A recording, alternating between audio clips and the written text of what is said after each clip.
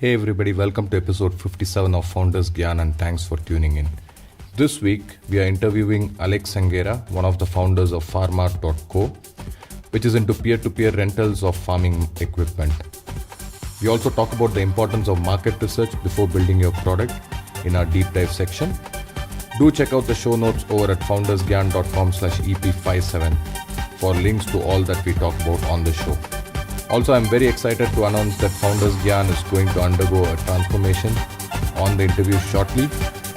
I cannot reveal this yet to you, but stay tuned and you'll soon understand this in a few weeks' time. Enough with the intro. Let's jump right into the show now.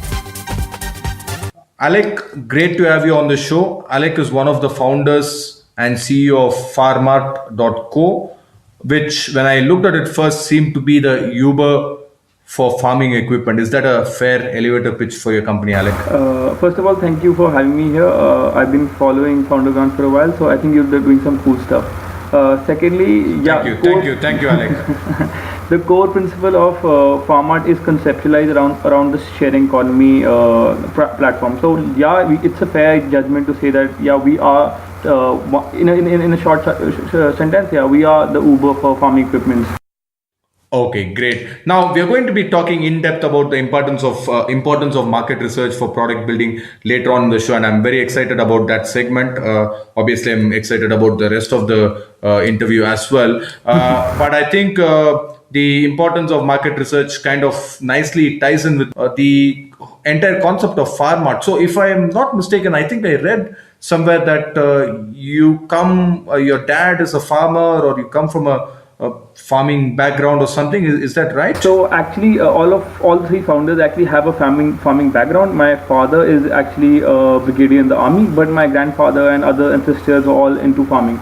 So that's how since childhood I have kind of stayed in touch, I would say, with the earth, and I kind of keep on going back on during my holidays, during my school times, and knowing about farming or what kind of challenges farmers are facing. So that's how basically all three founders have a very core background and connected to agriculture. Okay, great. Now, so obviously you have kind of seen the problems that farmers face. Maybe could you talk to us a little bit more about the idea, because I'm not sure, my listeners are also pretty not sure exactly. Did you face issues? Did your family face issues in farming equipment, or you saw some neighbors or friends having issues? Can you give us a little bit more insight into what kind of led you to this concept? So let me just start at the macro level, because I think most of the viewers who are basically situated around the urban locations don't have a very good overview of what happens in the agriculture sector. So just to give you a snapshot, I would say that in India about 80% of farmers own less than 1 hectare of land. So that small landholding sizes makes it unviable for farmers to own their machinery for their own purposes. So like my grandfather, just giving you an example, he's a farmer who owns about 25-30 acres of land, and he owns a tractor, but he has very limited implements. So even at a scale of like 25-30 acres of land, his usage of tractor is very, very limited. So what happens now? Now farmers have two options: either to hire labor, which is now becoming extremely expensive, it's time consuming, and with huge amount of migration to urban locations for better job opportunities, farmers are unable to find labor. So the second option lies obviously hiring of machinery, because since they can't own machinery. So the hiring of machinery is a very unorganized and a very fragmented sector, where farmers face many challenges like limited access to machinery, no booking process, price exploitation, and unreliable delivery sources. So all of these actually lead to a lower yield. So if you compare India's per hectare or per acre yield to China or let's say the US, we are far behind, and the level of mechanization in India is only 30%. Compared to all industry standards, we are quite behind. So that's the entire macro level concept of how we are using a sharing economy principle to basically solve this farm mechanization problem in India. Okay, great, Alekh. Now, just before starting this call, we were just talking, and you mentioned that you had like the typical background. You were an engineer. I think you got into some IT companies, and you kind of like got into the typical Indian dream. I would say, like every parent dreams that wants their child to get into computers and IT companies, because that's like well-paying job. I mean, there's nothing wrong with it. But then you kind of went back to your roots and kind of did something at something that's probably close to your heart. I mean, I can kind of sense that. So how did that change happen from your IT job? So correct me if I'm wrong. You were in the IT job, right? So just to correct that, actually, I graduated from engineering school, and I had a couple of offers from IT companies to join, but I took the wrong route. I mean, not wrong. I mean, the opposite route. I didn't accept all of these offers, and I actually went into a research-based company, think tank, which would basically provide research support to the government. And it was largely, the research was largely around the rural sector. So I believe that with 70% of the population residing in rural India, I mean, the potentials and the problems to be solved are far greater that side. And since most of us are concentrated near urban location, we don't get the opportunity to first-hand experience what are the problems the rural India is facing. So given that my interest and these problems which with Farmart which came into existence came to me, I did not go to find these problems, but obviously my entrepreneurship bug was always alive. I mean, since school, me and my other co-founder Mehtab wanted to start something on our own. So I felt with the right amount of experience after 3.5 years of working in let's say a so-called corporate sector, I felt we had the right time to kind of start something on our own using technology, obviously. Okay, great. So you did mention about one co-founder and your school friend. So you have two other co-founders, right? One is Mehtab Singh and the other is Lokesh Singh, right? So you all know each other right from school days? So surprisingly, Lokesh was my boss in my previous organization. So I actually kind of convinced him to kind of join and start, because he already started a company back in 2008, which was a microfinance institution. So which is also again largely around the rural sector. So he's a big entrepreneur. He's a big motivation. He's been a mentor for the last couple of years to me. So yeah, I mean, we three of us, we knew that at some point of time we have to do something in this, maybe not agriculture, but in financial inclusion, or let's say financial technology. So we are actually trying to integrate the financial technology plus the agriculture part to actually make first farming much more profitable in the near future. Okay, great story there. I'm sure a lot of us would like to kill our bosses if possible. Surprisingly, I really like my boss. So yeah. So I think that was a happy ending to that story. Now let's talk about idea to execution. So you guys had some kind of an idea, and obviously you all are from farming background, and you kind of knew you had to do something.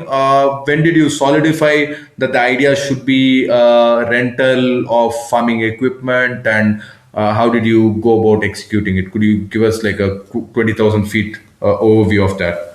So largely, I would start with I would start with the story where I was actually doing a research in Western UP in Uttar Pradesh, where we were doing expenditure analysis for the Ministry of Petroleum for delivery of LPG subsidy. I'm sure maybe every home now gets a LPG subsidy on a cash. It's like a cashback system by the government to reduce the amount of leakages in the government payment systems. So we were doing a research in Western UP in the rural sector, and in the expenditure analysis part of the interview, I realized that a lot of farmers were actually paying for hiring machinery. And that got me extremely curious. So when I started having like a long conversation and trying to explore what actually goes into farming, hiring machinery, farmers were complaining about not having access to them, not having access to labor. Now the only option is left that they need to hire machinery at good rates, at a good delivery service, plus to increase their yields. So that actually got me really interested, and I came back, spoke to my childhood friend Mehtab, who was basically at that time working for the National Institute of Public Finance and Policy, providing research support to the Ministry of Finance. So we and plus my boss, so we kind of got to a drawing board. We decided that since we all three of us are consultants, we realized that okay, this problem should not only be in our head. we need to thoroughly do a research study across states to understand that whether if we are able to build this platform out, is it really highly scalable. So we basically then conducted a quantitative and a qualitative research with about 1500 farmers across 3 states, which was Punjab, Uttarakhand, and Western UP. Largely, we chose these 3 states because one was a high income state for agriculture, which was Punjab, one was mid income, which was Uttarakhand, and low income, which was Uttar Pradesh. And out of the 1500 representative farmers we interviewed, surprisingly 93% of farmers were hiring machinery. So that actually solidified our idea, and we said that we have to go ahead, and it's a huge market opportunity. And this market opportunity is not limited only to India. Well, while I was working in Nepal, Philippines, and Kenya, I realized that all developing nations with small landholding farmers with a broad base at the bottom are facing similar challenges. So I would say our idea is not only applicable to India but across nations, and that can be actually a global idea in the future. Yes, it's just the start, but you have to aim for the sky. Yeah, great. I think this is a nice place to get into talking a little bit more about market research for building products. But before we get into that, I just want to quickly touch on you guys got together, understood that there's a problem, and what did you do? Did you put together a quick website? Did you talk to farmers, get some rent equipment ready to be hired via a spreadsheet? What was your approach in kind of getting the product to market? We'll talk about market research in a bit once you answer this. But just a very high level overview of once you solidified the idea and finished your market research, what was your step towards bringing the idea to fruition? So, like all programs, I feel, given that our backgrounds, we were sure that we did not want to start at a very big scale. So we actually decided to do a very small pilot. Now, what a pilot program actually provides you is the foundation of building a product. So we decided that we are first going to concentrate on building a minimum viable product, which was a app-based and a call center-based inquiry plus receiving booking order interface. And from there on, we are going to basically scale slowly along with building a product on top of that. So the way we started is we built a mobile app, we built a back-end systems, we built a front-end office in about 10 villages of Western UP. We went in there, we kind of started operations. So that's how basically we started at a very, very micro level. So what actually that gives you is the divine confidence and the amount of time which goes into building the product. You really catch the problem by the neck, and then you try to solve it one step at a time. If you're doing too many things at the same time, I feel you lose the focus, and then you want to focus on everything else but actually solving that problem. So that's how we actually started by a small pilot. Okay, and again, I just want to get into a little bit more detail on this. So you started with this app-based model. Now, is it was it a real-time model? Is it a real-time model? Could you explain to our listeners how the app-based model works? Yeah, so it was a real-time based model where basically we would receive orders either through a call center or through a mobile application, and we would be routing orders to the machinery owners who are on our platform, and the work would get executed and then the payment was made. So that's how they basically, it was a completely real-time based model which we are following at the moment. Okay, great. Now let's get into a bit of startup 101, market research 101 for startups while building products. Now, I kind of found it very interesting that when you did your sample survey, you had this great idea of going in for 3 states, which were high income, medium income, and low income, which kind of gets a nice sample. It kind of gets like a kind of even distribution statistically. Is that would you say that's like kind of like the very first step in market research? I mean, because I know a lot of people who want to do market research, but I think the sample size may be kind of random in most cases. I've not seen anybody specifically say that target XYZ. I've seen talk to 500 customers or talk to 1,000 shops, but this is very, very detailed. So could you give us some background on how you came up with this? So, like I said, all three of us had like a research background at the time of we were doing our jobs, right? So we were very rigid about. So in any person who has a background in research, there's always a market segmenting done. So like I would say that, let's say if you're starting a internet company, right? We feel that everyone who's on internet is our customer. That's actually wrong.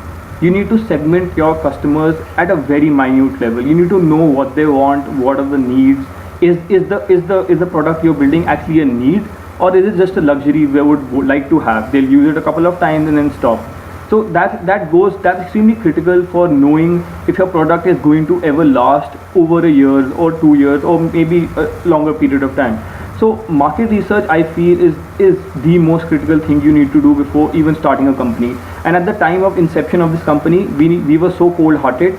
We realized that we are going to spend a lot of money in the research because we hired research agency, we hired a moderator, we kind of hired professional people to do this. But we were sure about that if the result comes negative, we will not go ahead with this product. So entrepreneurs, I feel, need to be really extremely blunt with the approach they take. Sometimes we get too close to the problem and then we realize that okay, no matter what happens, we are going to go ahead with it. So we took a step back and we decided that as professionals, we need to know that if this problem is actually solvable at a scale. If it's happening only in one region, we are not interested in solving it. Okay, great. Now that brings me to two questions. And firstly, thank you very much for bringing out that very relevant point that sometimes entrepreneurs get too close to their ideas, and irrespective of what the market says, they go ahead blindly. So obviously, it is good if it's like your passion or your project, but if it's not good, if you wanted to get into entrepreneurship as a business. Now you mentioned that is it a need or a luxury? So is it based on the questionnaire that you find this, or is there something deeper? And number two is, I think you mentioned about 90%. I'm not sorry, apologies if I got the number wrong, but I think you said about 90% of farmers were hiring equipment. So is there like kind of like a number, maybe 80%, or what would you say is a number that says okay, there is a sufficient demand, or is it based on each and every business? So the way we did it honestly is that we carried out a quantitative research where it's just a simple yes no answers, right? Which any survey agency or any person who basically knows English language or Hindi language or the regional language can carry out that. But going beyond that yes no answers, you need to carry out a qualitative research where you have a group of individuals sitting together trying to know that, getting deeper into the problem, like okay, if you are not able to get the machinery on time, why is it? Is he coming on late? Is the machinery broken every time he comes, or he just simply cancels the order, or things like that. So that actually comes into perspective only when you are sitting in a focus group discussion.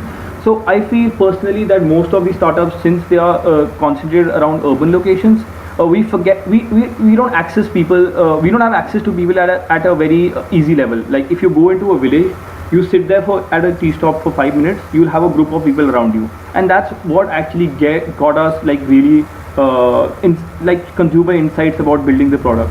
So that's how we started building it. And moving forward, I feel that everyone should kind of have at least not think in terms. Yes, market research is extremely expensive, but at the same time, it's the most useful thing you can do to your startup. Okay, great. So I think the answer I got to the question is it a need or luxury, can be got by more qualitative and focus group analysis. And the percentage. So what's the tipping percentage that, okay, this is like, this has a big mug? So I feel that okay, let's say when you're doing a small value transaction, anywhere in the range of maybe 500 to about 1,000 rupees, I think a good tipping point would be anywhere between 70%, anywhere 70 to 75% over. If your customers are saying that over 75% of people are saying that we are going to use the product in this way or that way, then I think you're at a good stage. But if your pricing point is anywhere between, let's say, 2,000, 2,500, above that, I think even 60% for 50% customers, if they are ready to kind of buy a product over a long period of time, and it should be obviously they should be repeat customers. You can never build a tech company around only one customer over the next 1 year. He's going to maybe buy something from your website or platform or use it once. So you should always look at the repeat customer rate and the pricing point, like what pricing point are you offering your product at, and is it like agriculture is a farmer's number one objective. He has to hire machinery, or he has to buy seeds or fertilizers or anything. Now let's say if you go to a farmer and say, why don't you buy a shoe from my platform, and they say, okay, maybe I can buy a shoe from your platform, but he'll buy that shoe once in, let's say, next 5 years, or let's say next 1 year or next 1.5 years. So I feel you need to understand that, is the need more important, or is it just one time user, transaction size, price point? Those kind of factors come in drastically when you're building a product. Excellent, Alek. And regarding this pricing point, so again, I guess that's part of market research, but that kind of would have led to an interesting decision in your own product, and that would be like, do you let farmers who have the machinery set the price, or the price is controlled by the platform, right? Could you tell us how it works? And yeah. At the moment, I would say every machinery owner who is renting it out has his own price point. But at the same time, there is a micro level price point which is set by the market also. So it may be, let's say, 300 to 350 per hour or something like that. So it's a range mostly. What actually FarmArt comes in and does is it standardizes the pricing. So no matter what machinery you require or at what day of time you require, we actually standardize the price because we increase the efficiency on the platform. Now a machinery owner is charging, let's say, anywhere between 300 to 350 per hour just because he has to service one customer at one point and come back empty handed. What we're trying to do is aggregate the service, give more people more orders at one location so that the cost of operation cost is reduced for him. So that's how we basically decrease the price firstly and then standardize the price at the same time.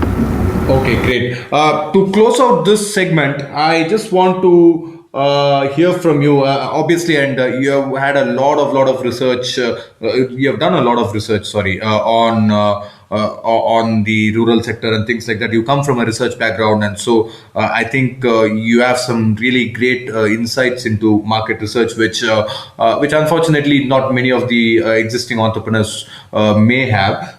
So I would like to close the segment with you giving us one biggest mistake that people do or should avoid while doing market research, and one biggest tip that you can give people to do better market research.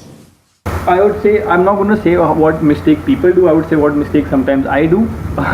So what mistake maybe I always carry out is that when drafting a market research, let's say questionnaire or whatever your problem is, basically I try to be as objective as possible. So you need to be straightforward. You cannot have your biases influence your questions.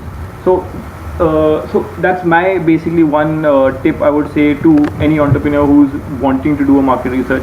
And given in the urban sector, let's say you have so many resources now. You have a Google Analytics form, you have SurveyMonkey, you have multiple people, multiple type of channels where you can do your research from and send it across to your close circles.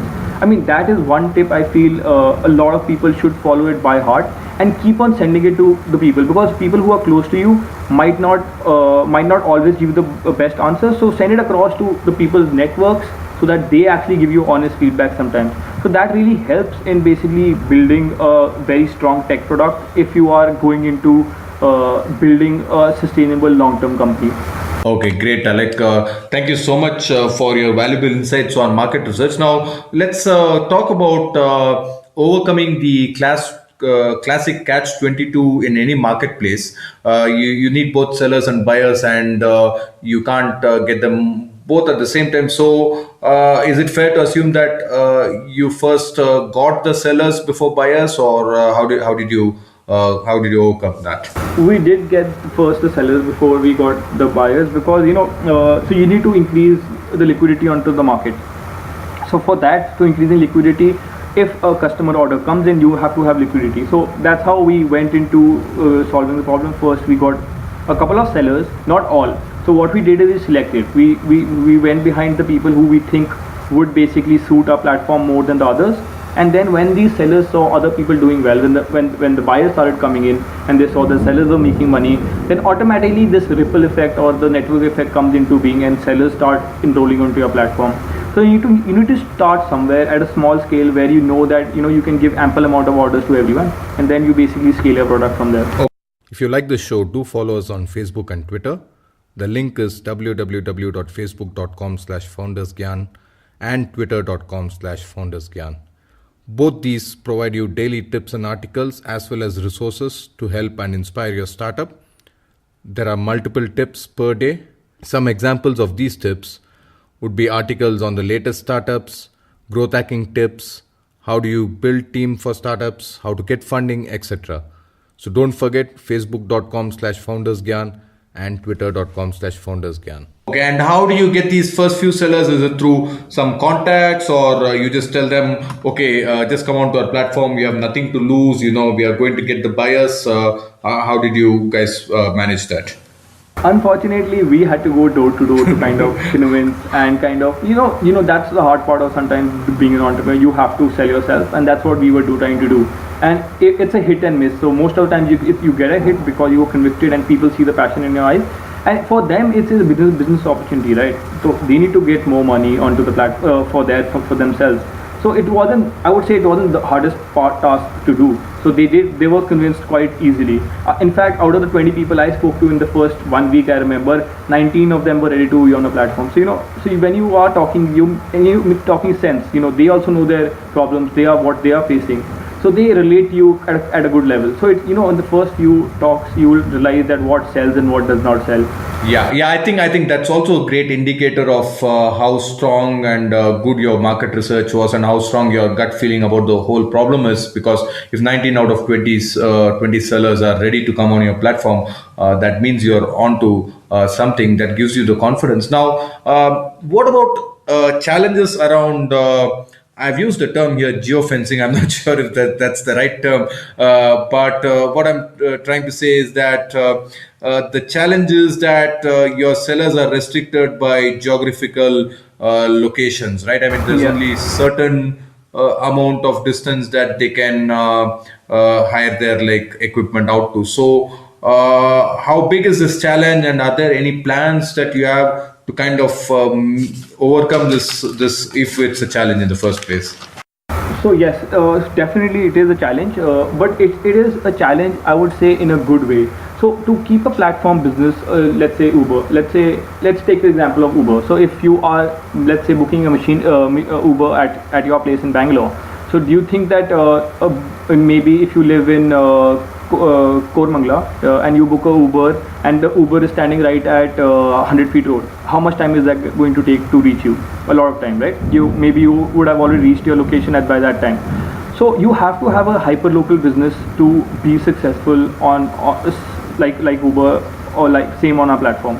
So you need to have a hyper-local business, but at the same time you need to see that how far can a vehicle or let's say a tractor travel. So you have to have a good mix and balance, and that only comes with once you test your product and you actually start testing into a market and start building it from there.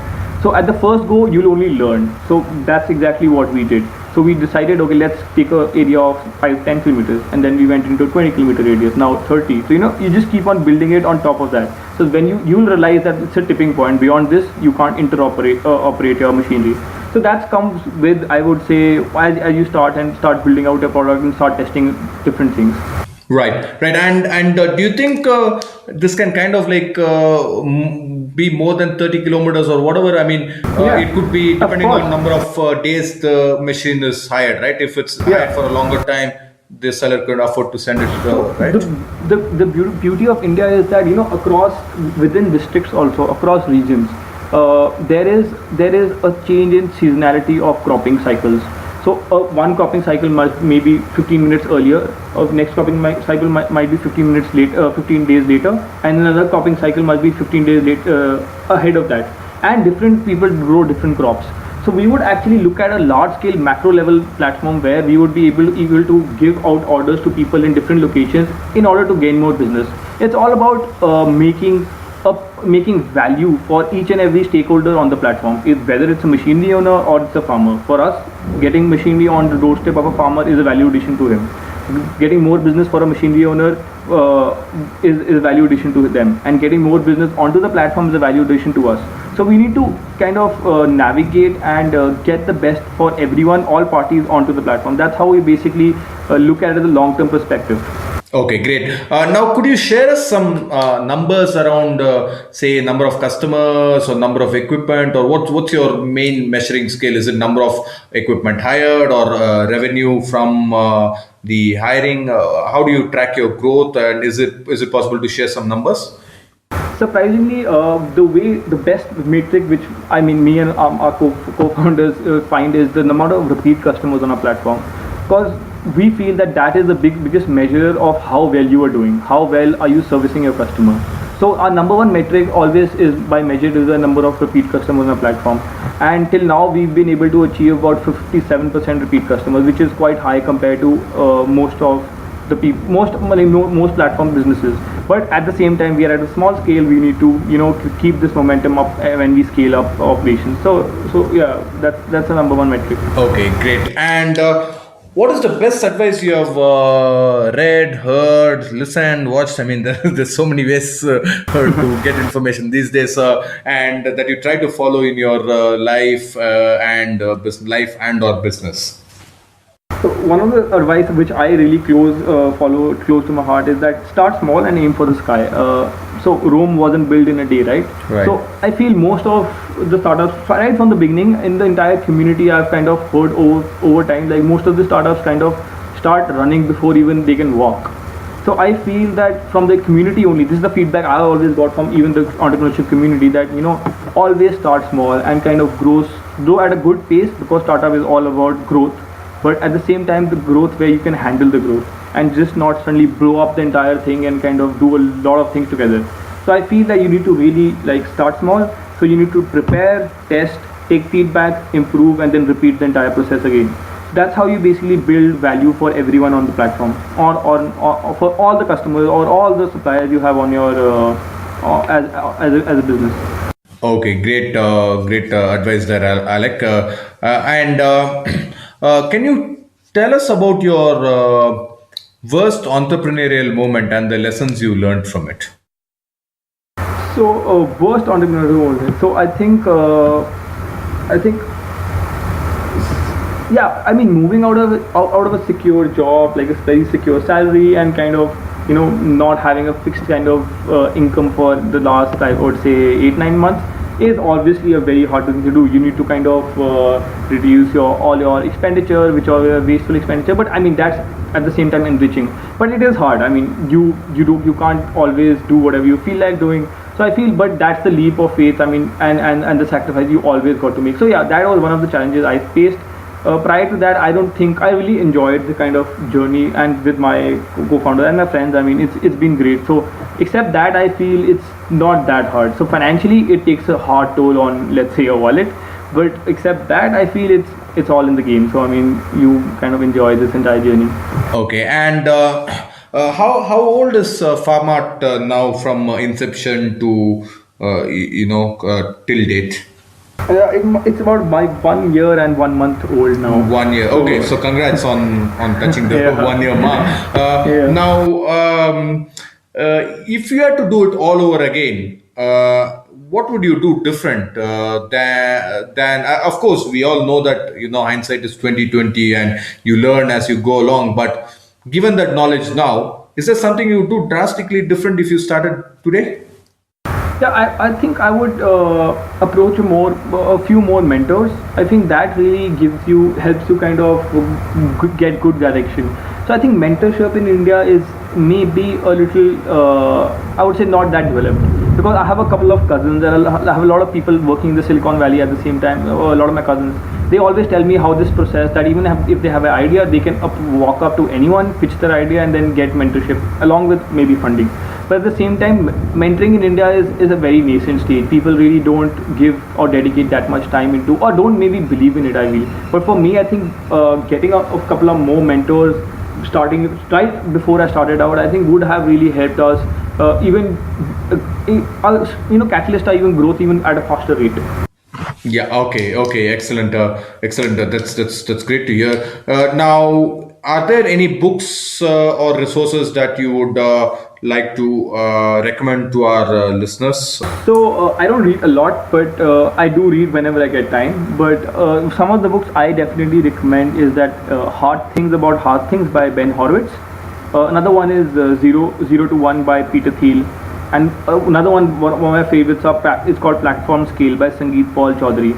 So these three books were really cool when I started out. I kind of read it back to back. I read about 7-8 books, but out of them, these three were really good books. Cool. I think Hard Thing About Hard Things and Zero to One is like pretty much a standard staple Exactly, in yeah. many entrepreneurs. But the platform, could you just what's that book about? Because I'm hearing it for the first actually, time. out of all three of them, platform scales were recommended by one of the team members, by Nandan Nilekani. So he told me that you should, if you're starting out a platform business, you should definitely read about this. So it takes you through the journey of how to build a platform. So what we are trying to do is exactly have a seller or a buyer case come together and kind of create value, right? So platform scale actually gives you that insights about how you should do that, at what pace, and along with beautiful examples from all the other businesses, right, from Facebook to Amazon to Uber, how they did it. So it's really amazing getting all those facts together and kind of into one book.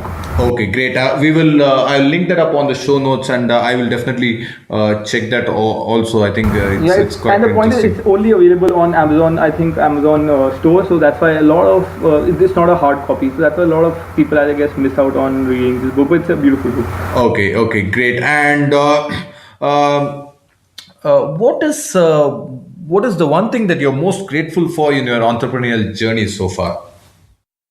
I think with the changing times, and it's largely to do with entrepreneurship community as a whole, your family, your friends, everyone around you are extremely understanding and extremely supportive. I think this is one of the. I didn't think it'll be everyone around me would be that supportive, but it's actually been amazing by the amount of support you get, not only from your friends and family, but also from the community. Whoever you go up to, whoever you write to, kind of replies. And I think there's a lot of negative emotion sometimes about the startups and how everything is, some of the companies are failing, but I think we need to really adopt a culture that it's okay to fail. I mean, if you don't fail, you'll never kind of create something new.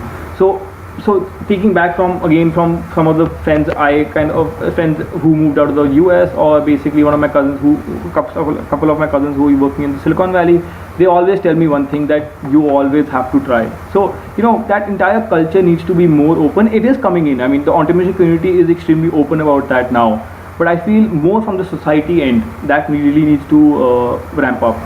Right, right, and I think there's a lot of positive change in that direction with a lot of government initiatives, and entrepreneurship is no longer seen as an outlier, but rather as one of the mainstream options today for people. So I think it's great, and I think we are moving in the right direction. Now you're a very young entrepreneur. You're just 3 years out of college, if I'm not mistaken, right?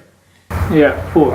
Four. Okay. Yeah. So, is there any specific advice you would give for young entrepreneurs? Because there are obviously, there are entrepreneurs who kind of like they are out of college and immediately want to get into entrepreneurship, and there are other people who spend 10, 15 years in a corporate job, maybe have a bit of savings and then get into. But I think you are in kind of the in between the two things, right? You neither had the time to make a lot of money, nor did you get right away into entrepreneurship after college. So, any specific advice you would like to give for young entrepreneurs, maybe even for people just coming out of college? One advice I would definitely give is you need to go out there and work for somebody else for a couple of years. I mean, the change you see in yourself, seeing and working in a company and working under certain people will actually help you through your journey. But I feel you should definitely go out there, work for a couple of years with someone else, and at that same time maybe work on a couple of ideas. But you should not maybe directly start from college. If you have a great idea, you have a great tech capability and other things, why not? I mean, you should go for it. But I feel still we need to mature, because I remember discussing a couple of ideas with my co-founder Mehtab at the time of college. But we actually took a conscious decision that no, let's go out there, work for a couple of years, and then start something together. But at the same time, I would also like to say that you always don't know everything when you're young. I am very firm believer of that. That's why we always wanted to balance a team out with someone who's extremely experienced.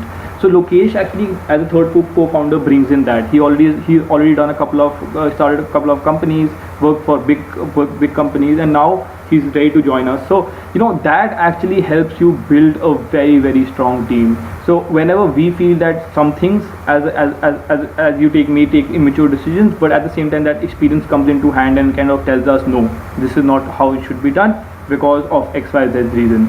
So I feel that's the one advice, or let's say one thing I would like to tell all the people who want to start out right after college or something else.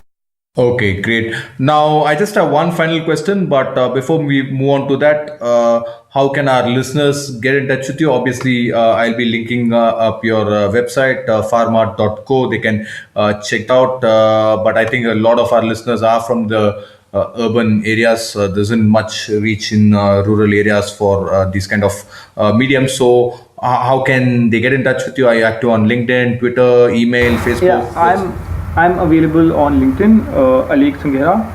You just search it, you can come. I'm available on Twitter, Alekh @Alekh22. My email is alekh@farmart.co. So all these mediums is the best way to get in touch with me. Okay, great. We'll link that up on the show notes so that any other founders, listeners, if they have any questions, any ideas, they can get in touch with you. And I think the conversation can continue. I think that's great. So I just want to move on to the final question. But before that, I think we have a problem with our recording. I think none of this got recorded because I forgot to press the record button. Okay. I'm just kidding, Alekh. It's all recorded, as you know. But just assume that nothing got recorded, and sorry about that. So I just have time for you to give one gyan to our listeners. Only one gyan. What would that be? So I think you need to be. I think the one thing I would like to definitely give one gyan is that you need to be 100% sure about who are you going into business with, and once you decide that, have blind faith in each other. I feel just by statistics, about 50% of more than 50% of the startups fail because they have a fallout between the co-founders. I think building a strongest team is even more important than the idea you're working on.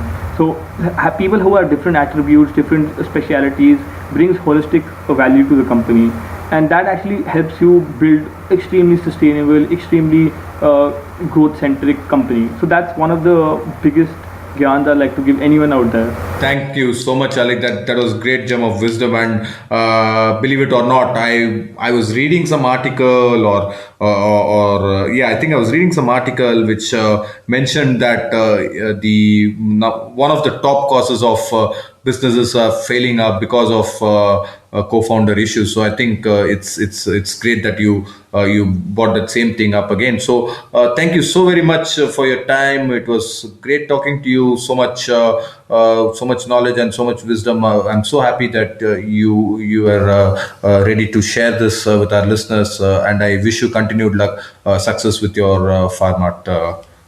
Thanks, Alekh. Thank you so much, Ram. Thank you to your team. I think you guys are doing some great job, and I hope you came out enriching everyone else around you with this podcast, because it really helps. Its startup journey is extremely lonely kind of affair, and talking and hearing about other people motivates you to a great level.